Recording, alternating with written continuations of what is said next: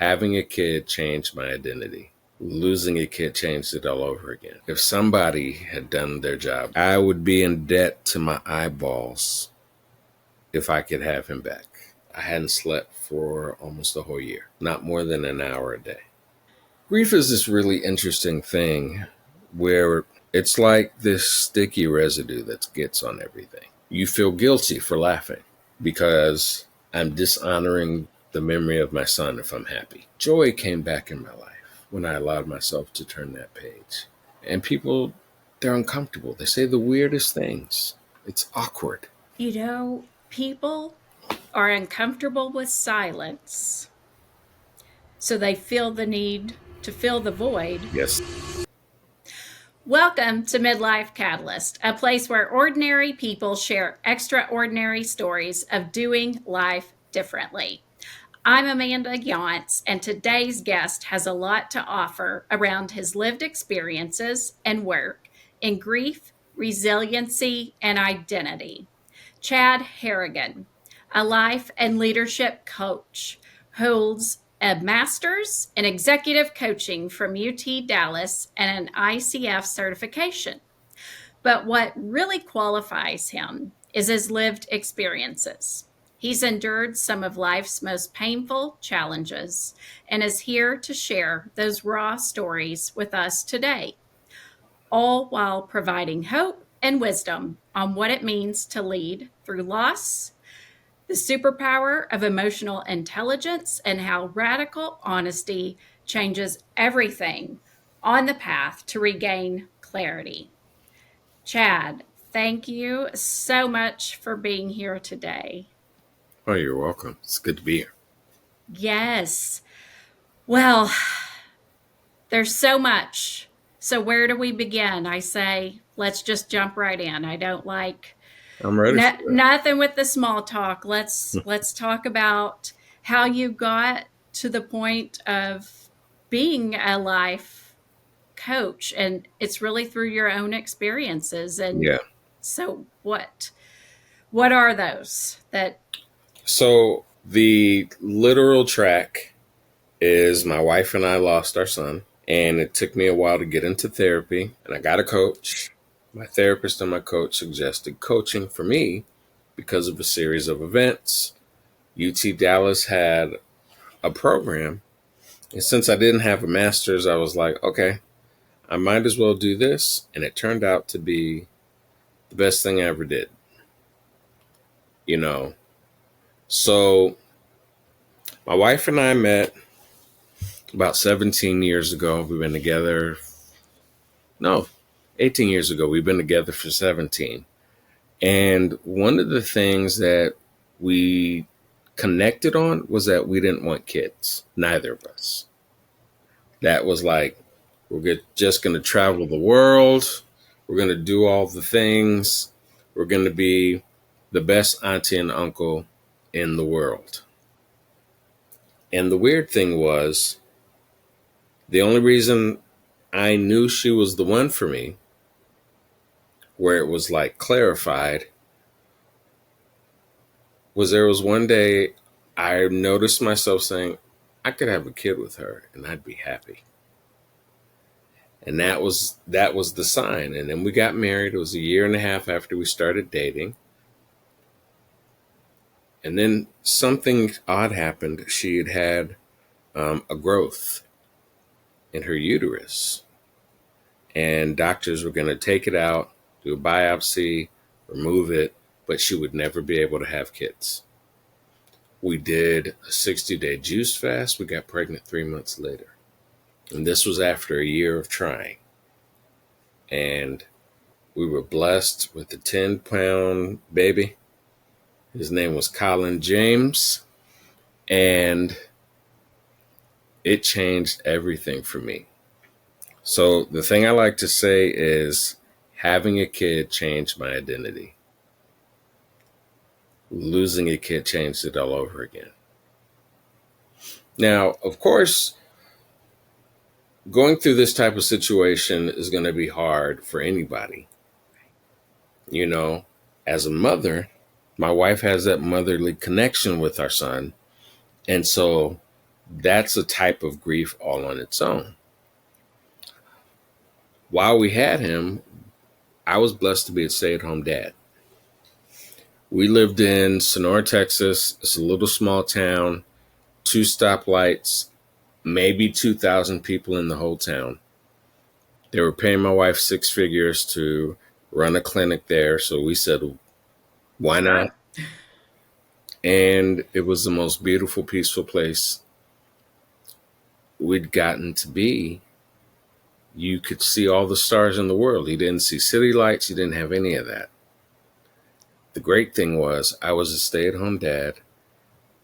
And so that gave us all the time we could ever have with our son. And that was the biggest blessing because we didn't know he'd be gone right before his second birthday. We had no clue. But being in that small place meant we had nothing but time.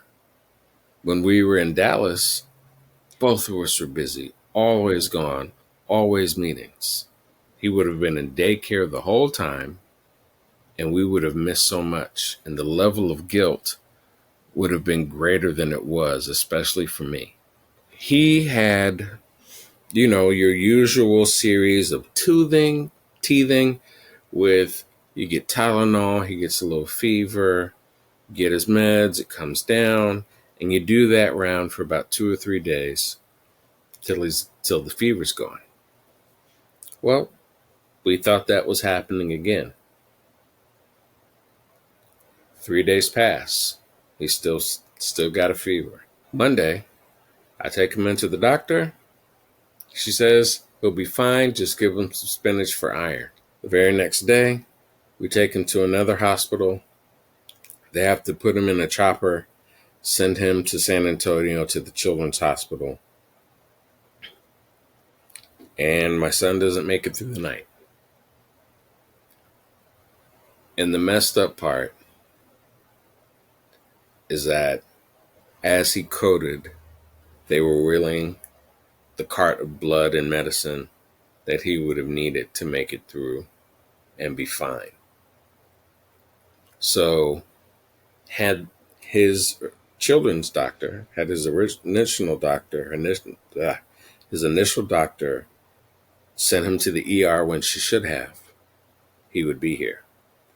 Had the second hospital sent him to the ER immediately, he would be here. And because everybody dropped the ball along the way, my son's not with me right now. That angered me so much. That made me feel so guilty because I'm his dad. I'm supposed to rescue him and save him from whatever is going to make him sick. And you get that feeling that even though you're not a doctor, you're supposed to know all the medical stuff immediately. I'm supposed to know what it is and know what it's called. What he died from was a type of pneumonia that didn't present as pneumonia in little boys his age. And his body went septic before they knew what was happening. And we could have, if somebody had done their job, we could have said something about it. Right. Now, if there's any solace, we sued. The state gave us the largest amount available to us. And they cleared our hospital bills for him, which means nothing. Right. I would be in debt to my eyeballs if I could have him back. So I get into therapy. We do family therapy with a friend of ours who's a chaplain. They're trained in grief. Then about a year or so later, my wife starts doing individual therapy. And she tells me, you should do that. It took me 3 months to do that. And it's because I don't openly and readily trust people. Yeah. It's just not my thing. So 3 months went like, I'm going to go. Yeah, I'm not going to go. Let me talk to a psychologist friend of mine and see if these people are really safe to speak with. If I can say any and everything to them that I would never just say in public. And it turned into I'm driving to the office and I turn around. A few weeks of that turns into I sit in the parking lot and then I turn around and go home. A couple weeks of that turns into I walk in the building, I turn around and go home. And then eventually the lobby, I go home. Then eventually I sit in her office. And as soon as she walks in, I'm like, nope, I can't do it. I go home. So eventually I sit down and we talk. 3 sessions later, I'm bawling my eyes out. I go home and I sleep for 14 hours. This is significant because before that, I hadn't slept for almost a whole year. Not more than an hour a day. Had a nervous breakdown. Tried to commit suicide. Because I felt if I couldn't save my son like a father should, like a good father should, I'm not worth anything. You know, the one job, I had one job to save my kid. But through that coaching process, it did more than help me with my grief. It helped me unearth, and start addressing a lot of things that I dealt with, that I experienced, things that my mind had blocked to protect me. And all while this was happening, my wife and I weren't sure if we were going to stay in Dallas after we had moved back. And for 6 months, we flew to a different city around the country every weekend just to check it out and see where we'd want to live. And people would start talking to me. I was going to do a podcast because that was the time when everybody was saying you buy a course, you learn it, and then you turn around and teach it as if you know what you're talking about. And that was the method. And people were making tons of money doing that and didn't know a thing. I was going to do that. And so I gathered people together and, hey, I want you to do a focus group. And people start talking to me about all their personal stuff. And whether we're doing a focus group or we were just hanging out and meeting people, everybody starts talking to me about all this personal stuff. One lady told me she had cancer before she told her husband while she was on the way home. And she stopped off at this place we were at. And everybody says, I don't know why I'm talking to you. I don't even know you. And old friends that I see, they start sharing all their deepest, darkest secrets. And this happens over and over and over for a course of 3 to 6 months. And my therapist says you should pay attention to that. And I had a coach, and she said you should pay attention to that and find a program. I think this would be good for you. I think God's trying to tell you something. And so the first thing I see is they had an actual master's course in Dallas. And it turned out to be amazing because it was a coaching psychology degree. So all the teachers, except for one, had been psychologists for a minimum of 20 to 30 years. Tons of that experience. And it was amazing. It allowed me to be who I am, the way I've always been. It gave me language for a lot of what was going on and allowed me to help people with the things they go through. And it helped heal our marriage. My wife and I almost got divorced year two. Yeah, around year two after CJ died.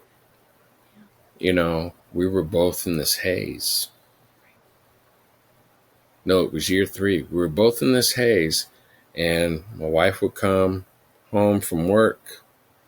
We didn't even speak to each other. And to be quite honest, neither of us actually know how much time we went on like that. Grief is this really interesting thing where it's like this sticky residue that gets on everything. Everything you touch, everything you see, everything you hear, everything you say, everything you feel, everything you think. And so you feel guilty for laughing because I'm dishonoring the memory of my son if I'm happy. If something's funny, I shouldn't be laughing. I should be in grief and crying my whole existence. You shouldn't go do things and try to find things that give you joy. You should sit on the couch, lay in the bed forever, or it means you didn't love your lost one. It, you know how they say when you're in a really great relationship, you have rose-colored lenses on. Yes. Grief is like that. You have grief-colored shades on. Everything you see, everywhere you go. And it took about a good 6 or 7 years after CJ died for me to actually, I was sitting on the couch at my mother-in-law's house, and I was just tired. And I heard something say, I heard the Spirit say, you can turn the page now. It's okay. You didn't need to grieve this long, and you grieved sufficiently. And it doesn't mean you won't miss them. It doesn't mean you don't care. And you can move on with your life. The crazy thing is I had said that to so many people in my coaching sessions. I'm a coach this whole time. Right. Wow. This whole time. And I never gave myself permission for that. I never did. I'd have fun in my coaching sessions, but because I was helping people, it wasn't my joy. We're just laughing together at theirs and their funny stuff. And then as soon as I'd shut that screen down or they'd leave that room, I'm just in a funk. And then one day I was like, I turned the page and I was actually okay. I was actually okay. I didn't die. The world didn't end. The ghost of my son didn't come and damn me to hell because I left him behind.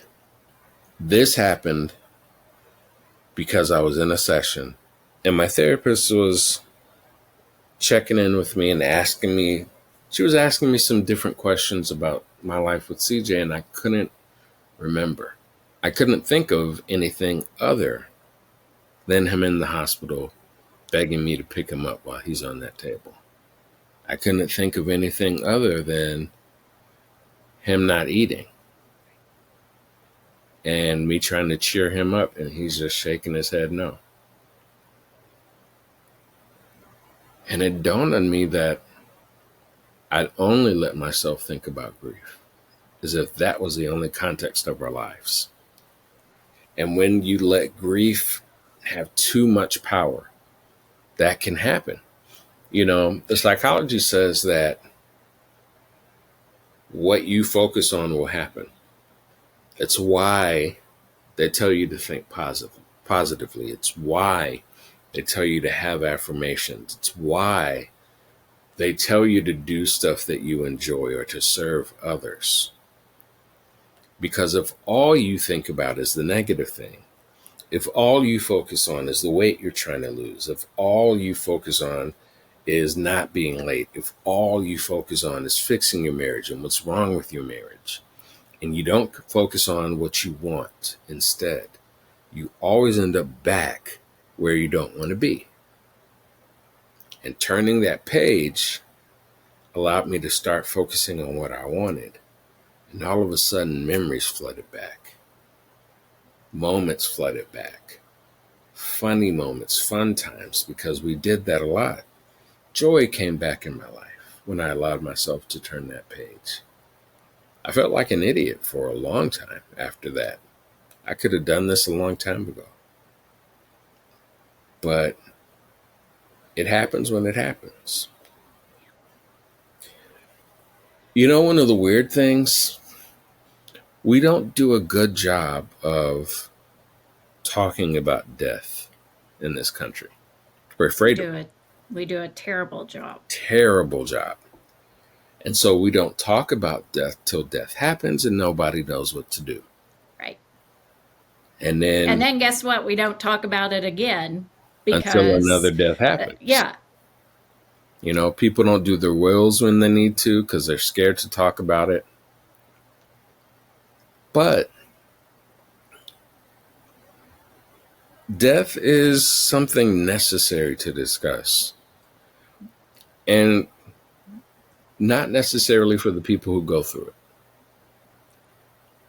It is for the people around the people who are dealing with it. Like the 5 or 7 stages of death. I don't know what number they're up to now. I don't pay attention to it. I don't either. Those weren't written for the people that are grieving. Those were written for the people around them so they have an understanding of what the person's going through. They don't go in order. They happen in any time they want.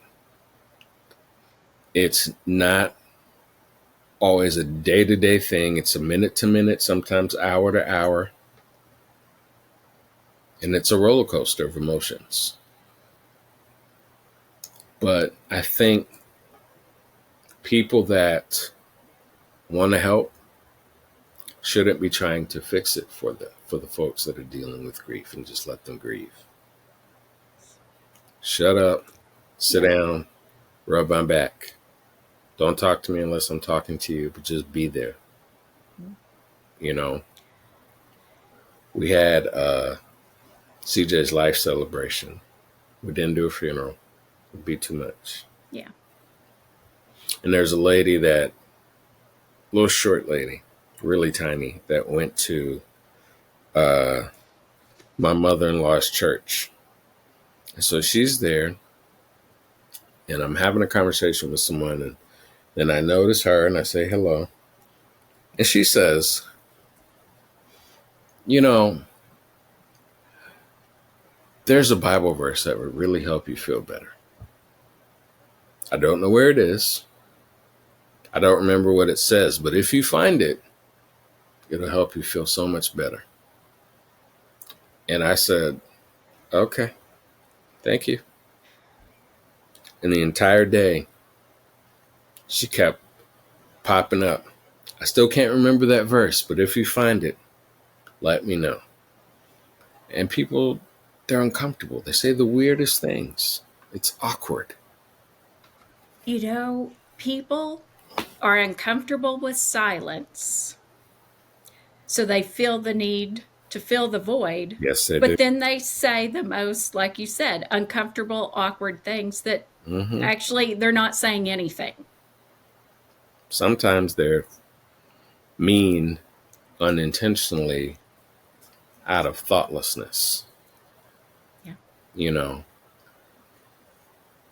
one lady, my son had been dead for a week. And the lady asked us when we're going to have more kids. We hadn't even had his life celebration yet. The interesting thing that happens is the way most people view who should be strong in those moments. Most people ignore the dads. Yes. And I get it on some level. But dads have feelings and hearts.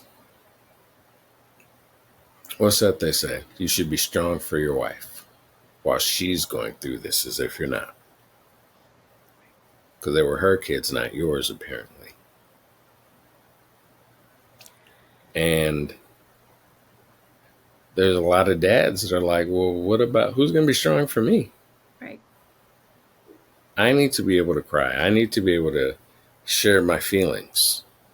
We both need someone. Therapy is great for that. Uh, group are good for that. You know, you're going to get a mixed bag of things.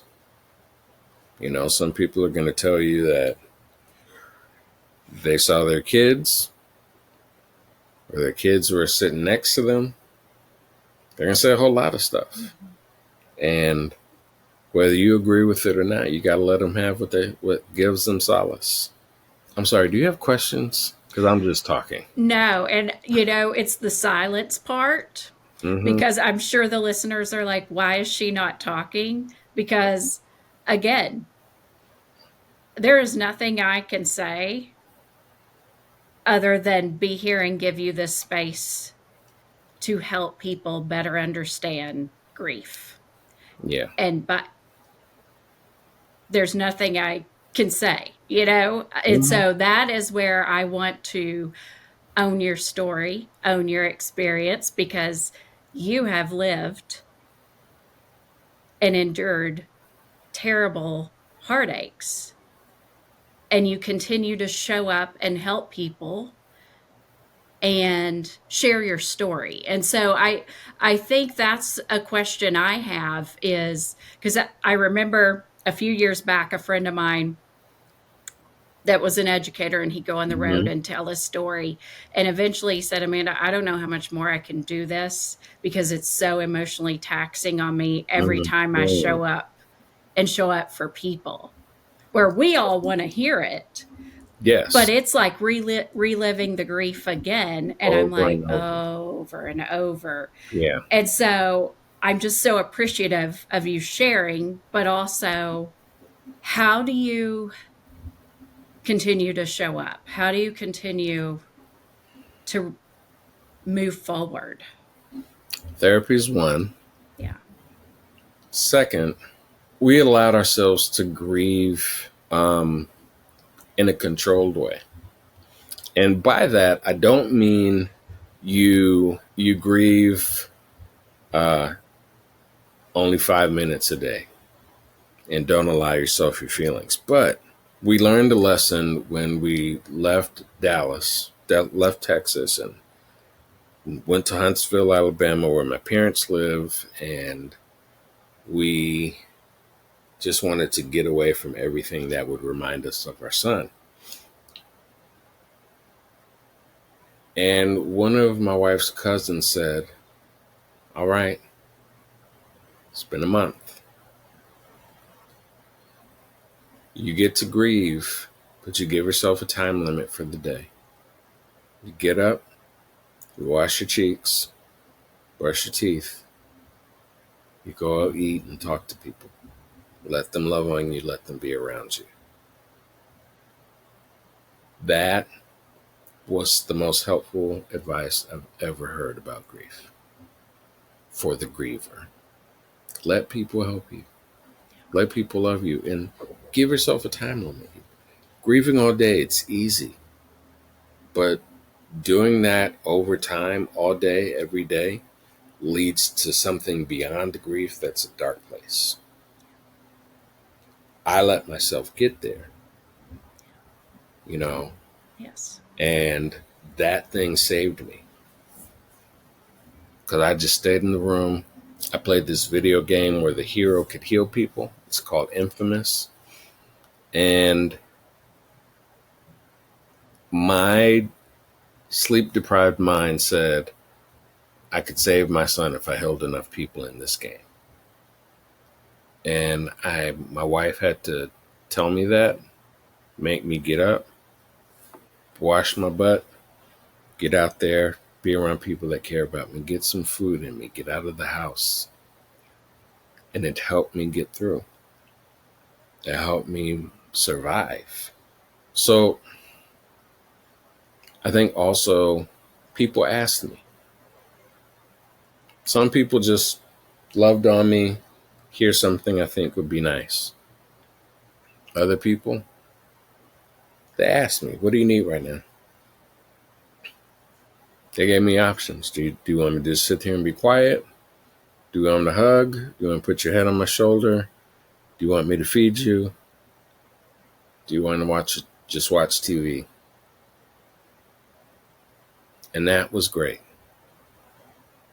Nobody tried to fix it. Nobody tried to take the pain away. And then also, if you're around somebody that's grieving, go ahead and grieve too. We don't need you to be strong for us. We want to know you care. You don't need to leave the room and cry. You don't need to not show emotions. Feel them also. It's a terrible moment. It doesn't have to be a terrible life. Get that out. And that goes into what you said earlier, um, about we don't talk about death enough. We also don't show emotion enough. Yeah. We suppress, we push it down to be Mm-hmm. strong. It's going to come out one way or the other at one Mm-hmm. point or the other. And you're really not helping anyone by not having that vulnerable moment Yes. in the moment That's so with the good. person. That's so good. I love that you brought that up. A good friend of mine's name's Tim Ross. He likes to say that what doesn't come up and out of your body through words comes up and out of your body through action. And this is where you find people acting out have these emotional issues they refuse to deal with, or they want to hide or pretend they're not there because going to therapy or counseling makes you crazy, or nothing's wrong with me. I'm just being toxic and self destructive, and I can't figure out why. But it doesn't mean that something's wrong. And so, taking that moment for yourself, taking care of you, is necessary. You know, that process leading me into coaching gave me so much empathy for people. You know, it it stopped me going through that experience from saying just get over it. You know, it helped me see people where they were,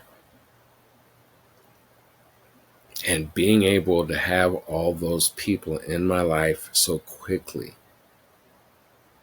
you know, who were able to talk with us, help us, give us space to talk, give us language for our emotions, for our thoughts. Before I'd ever done coaching, this is years before, I find that to be so valuable. And I was able to do that in my coaching. And it gave me a heart for people I didn't have before. And I love people. I love people. You know, I don't have to know you. I don't have to agree with you. Um, but it was so good for me. I've been able to coach almost 14,000 sessions over the past 10 years, around that number. I found a good company. Well, they found me. hired me, and just there were so many people that needed help. And it was all corporate coaching, but we didn't talk about work. Probably a handful of people talked about work. Most of these people were in their corporate jobs with all this life stuff they needed to talk about, they wanted to deal with, you know. And the big thing that I learned out of that was you take you everywhere you go with you. And so I don't believe in the work life, home life. I think that's BS. It's total Um, BS. there's just life, and you take you everywhere you go with you. So if you're toxic at work, you're probably toxic at home. If you're having anger issues or communication issues at home, you probably have them at work as well. You know, if you're disorganized in one area, you're most likely disorganized in another, and so on and so on and so many other things. And we tend to try to compartmentalize a lot of things, and it fails us every time. It really does. You can only do that for so long. Mm-hmm. And most of the work I did was all the people stuff. Yeah. People with their kids, people working together and not being able to deal with personalities. You know, I lost my partner and I still was at work the next day trying to run away from it. I'm about to lose my business because I'm doing drugs on the side and nobody knows. We're about to lose our house and lose everything we have because all the money ran out a year ago and we've been living off credit cards and I haven't told my wife. You know, all these different things. And going through that type of experience myself, it gives me a perspective where there's a lot of things that aren't that important. And Yeah. that understanding and being able to help give that to other people, it puts a lot of things in perspective, even for them if they've never gone through that. Right. But you got to sit with yourself a long time in order to get there, to communicate it. Yeah. Yeah. And that again is very uncomfortable for people, Mhm.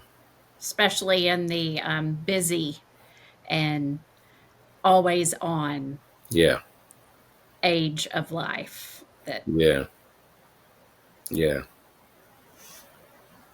yeah. But as the coach, I love it.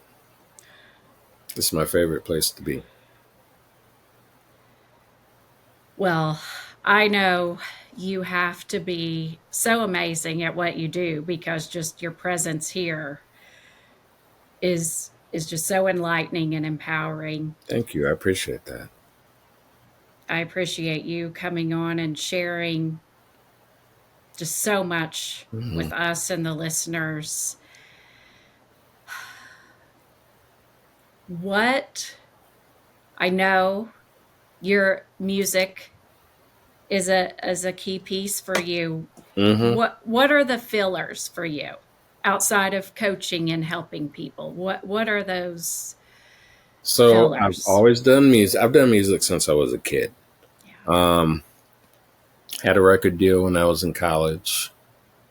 Had two, and did that. So I've always done music. I'm part of a really great church in Irving, Texas called Embassy City, and I'm one of the leads for the songwriting that we do to write original music, and I produce and all that, and that's just great fun for me.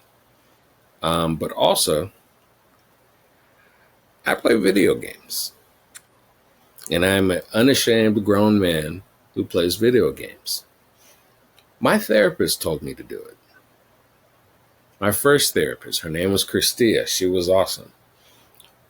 But she encouraged me to give myself some things to process through.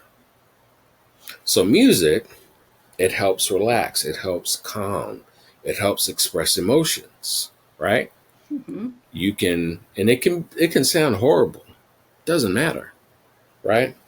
My music doesn't, but it doesn't matter because you can express, and expression is so powerful. There's nothing like it. Now, the video games, it helped me process through action. I got to, that was a little escapism. I got to Mm-hmm. do things that I couldn't do in real life. I can't fly on a dragon. Okay. Yeah. Um, I can't fight aliens with a laser. But I got to do that in the games. I got to solve problems in the games. I got to focus and concentrate on something, you know. And it started where I did it for a long time, hours and hours and hours. But eventually, I just did it for an hour a day. And it was my little moment of Mm-hmm. decompression after work when I got home. And I found that to be really therapeutic. And I think just the concept of giving yourself something. Also, I have a great community. I have a great family. My wife is my best friend. And because we were really good friends before we got married, we just have a ball at the house or with whatever we do because we're both silly. And it's a lot of fun. But do that. I don't care if you do woodworking, if you bake and you burn everything, if you paint. I do that too. I don't know how to bake. I used to be a chef, so I do enjoy cooking. But go shoot, go hunting, um, bowling, and knitting and crocheting. I don't give a crap what you do, but you have to Yeah. do something. Something. And be bad at it and be okay with It's that. all right. You need It's to. fine. You need to be bad at it at first, Yeah. anyway. You know how everybody talks about, well, I can't do it because I'm not motivated. Yes. Motivation comes from doing things you like, that you're excited about. Here's the rub: you want to be motivated, be consistent. Yeah.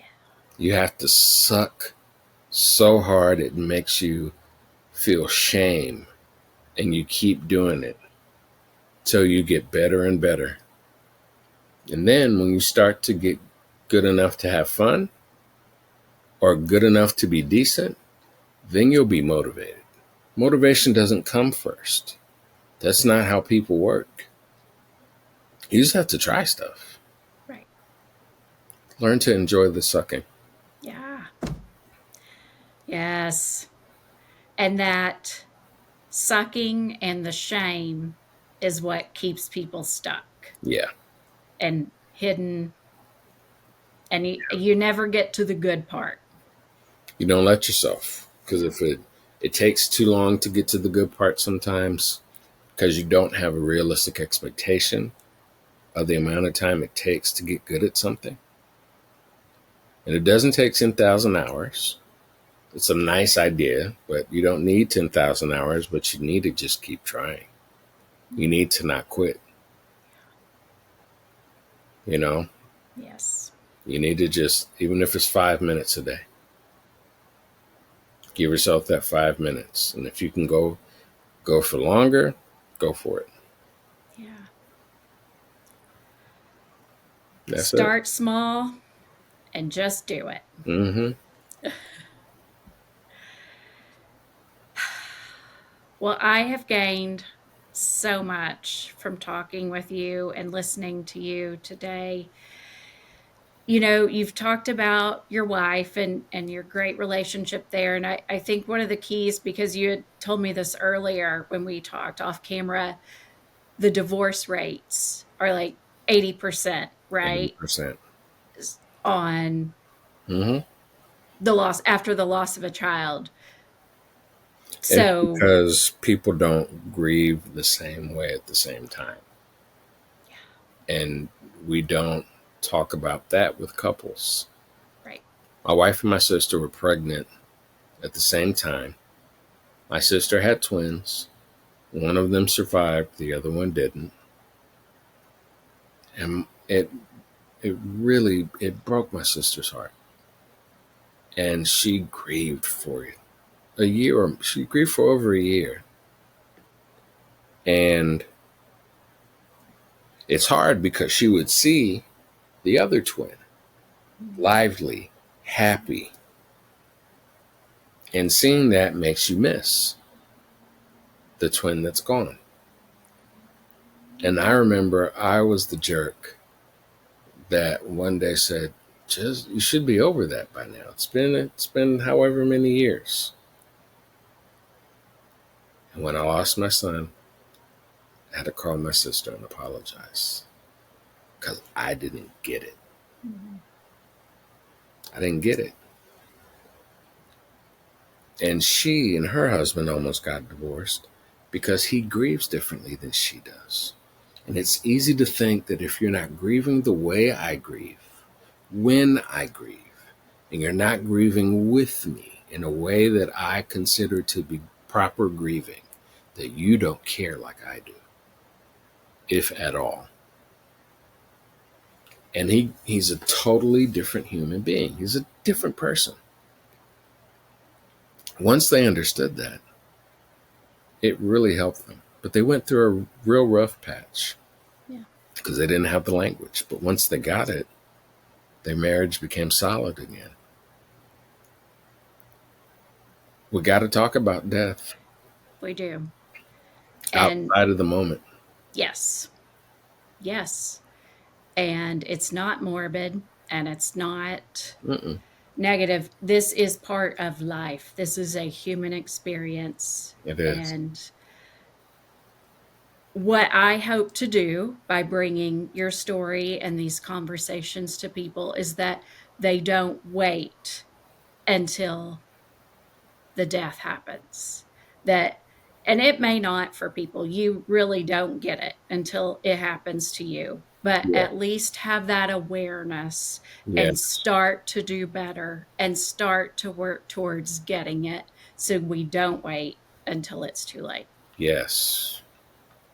Yeah. Yeah. Yeah. That's necessary. So necessary. Well, I really appreciate you taking your time and being vulnerable and opening up with us. I got so much from you being here My today. pleasure. My pleasure. Where can people find you? Because I know you bring so much to people, and if people want to reach out and follow up, where can people find you? Right now, the best place is to find me at Hey Chad Harrigan at on Instagram. Okay. I have gone off of most social media for the past year. And also, if you want a really great resource, Yes. there is a book that my wife wrote. It is amazing, and it's about her grief journey, the one that we shared, but from her perspective. Her name is Dr. Alexia Harrigan, and it's called Sunny with a Chance of Showers. And if you really want some healing, if you really want to learn some lessons and really have an understanding of what to do with your grief, no matter what it is, and how to help others who've been in grief, this is an amazing resource. I wrote the foreword, so you know it's awesome. I know. But It's got my to be. wife is an amazing writer, so this is worth getting. I can leave a link with you so that Yes, people can get I it through will. Amazon. Absolutely. I will put it in the show notes. And I always need a reason to get another book. So I will be getting it as soon as I have the link. I might need Awesome. some coaching around my need to have so many books. But hey, there are way worse things I could be doing. So That's an addiction worth having. absolutely. Well, Chad, thank you so much for your time. And I just look forward to seeing where you go and reading your wife's book and learning more from you. Awesome. Thank you so much. All right. Thank you. All right. Bye bye.